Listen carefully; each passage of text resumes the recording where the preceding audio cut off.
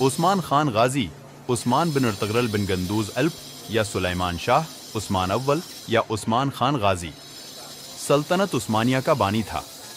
عثمان کے والد ارطغرل کی وفات کے بعد سلاجقہ روم کے دار الحکومت قونیہ پر منگولوں کے قبضے اور سلجوقی سلطنت کے خاتمے کے بعد عثمان کی جاگیر خود مختار ہو گئی، جو بعد میں سلطنت عثمانیہ کہلائی۔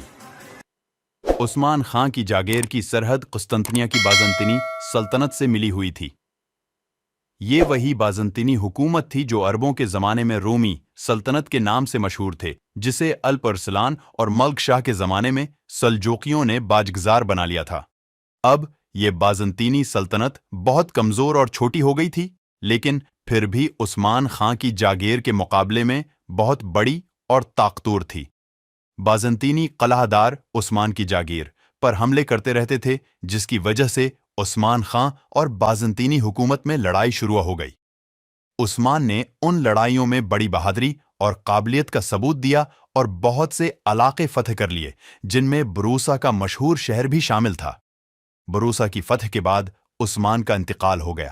ارطغرل غازی اپنے فرزند عثمان کو ہر لحاظ سے پختہ اور کامل بنانا چاہتا تھا، اس لیے اس کی جسمانی تربیت کے لیے تورگوت الپ، عبد الرحمن غازی، آقچا قوجا اور قونور عالپ جیسے عظیم جنگجوؤں کو ذمہ داریاں سونپیں اور روحانی تربیت کے لیے شیخ ادیب علی سے درخواست کی۔ لہٰذا ادیب علی نے عثمان کے مربی کا کردار ادا کیا۔ عثمان بڑا بہادر اور عقلمند حکمران تھا، رعایا کے ساتھ عدل و انصاف کرتا تھا۔ اس کی زندگی سادہ تھی اور اس نے کبھی دولت جمع نہیں کی۔ مال غنیمت کو یتیموں اور غریبوں کا حصہ نکالنے کے بعد سپاہیوں میں تقسیم کر دیتا تھا۔ وہ فیاض، رحم دل اور مہمان نواز تھا، اور اس کی ان خوبیوں کی وجہ سے ہی ترک آج بھی اس کا نام عزت سے لیتے تھے۔ اس کے بعد یہ رواج ہو گیا کہ جب کوئی بادشاہ تخت پر بیٹھتا تو عثمان کی تلوار اس کی کمر سے باندھی جاتی تھی اور دعا کی جاتی تھی کہ خدا اس میں بھی عثمان ہی جیسی خوبیاں پیدا کرے۔ عثمان کا صدر مقام اس کی شہر تھا، لیکن بروسا کی فتح کے بعد اسے دارالحکومت قرار دیا گیا۔ عثمان نے ایک خواب دیکھا کہ ایک زبردست درخت اس کے پہلو سے نمودار ہوا جو بڑھتا چلا گیا، یہاں تک کہ اس کی شاخیں بحر و بر پر چھا گئیں۔ درخت کی جڑ سے نکل کر دنیا کے 4 بڑے دریا بہہ رہے تھے، اور 4 بڑے بڑے پہاڑ اس کی شاخوں کو سنبھالے ہوئے تھے۔ اس کے بعد عنایت تیز ہوا چلی اور اس درخت کی پتیوں کا رخ ایک عظیم الشان شہر کی طرف ہو گیا۔ یہ شہر ایک ایسی جگہ واقع تھا جہاں 2 سمندر اور 2 براعظم ملتے تھے اور ایک انگوٹھی کی طرح دکھائی دیتا تھا۔ عثمان اس انگوٹھی کو پہننا چاہتا تھا کہ اس کی آنکھ کھل گئی۔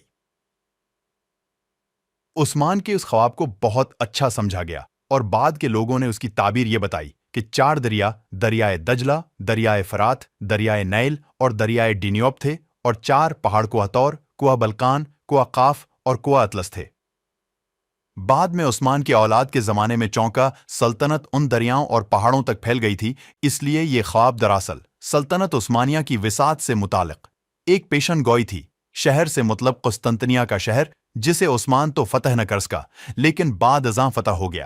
عثمان کے بعد اس کی اولاد میں بڑے بڑے بادشاہ ہوئے جنہوں نے اس کے خواب کو سچا کر دکھایا۔ تاریخ اسلام میں کسی خاندان کی حکومت اتنے عرصے نہیں رہی جتنے عرصے تک آل عثمان کی حکومت رہی، اور نہ کسی خاندان میں آل عثمان کے برابر قابل حکمران پیدا ہوئے۔ آل عثمان کی حکومت جولائی 1278 میں قائم ہوئی، جو 1 نومبر 1922 تک برقرار رہی، اور یوں 623 برسوں تک 36 عثمانی سلاطین نے فرما روائی کی۔ آل عثمان کے آخری سلطان عبد المجید ثانی تھے، جنہیں رسماً خلیفہ مقرر کیا گیا تھا، اور 3 مارچ 1924 کو بالآخر انہیں معزول کر دیا گیا۔ ان کی معزولی پر سلطنت عثمانیہ کا عہد ختم ہو گیا۔ اپنے دور عروج میں سلطنت عثمانیہ نے شمال میں ہنگری سے لے کر جنوب میں یمن تک اور مغرب میں الجزائر سے لے کر مشرق میں عراق تک حکومت کی۔ سلطنت عثمانیہ کا سب سے پہلا دار الحکومت 1280 میں سوغوت اور پھر 1323 یا 1367 تک بورسا رہا۔ سلطنت عثمانیہ 13ویں صدی کے آخر میں وجود میں آئی، اور اس کا پہلا حکمران عثمان اول تھا۔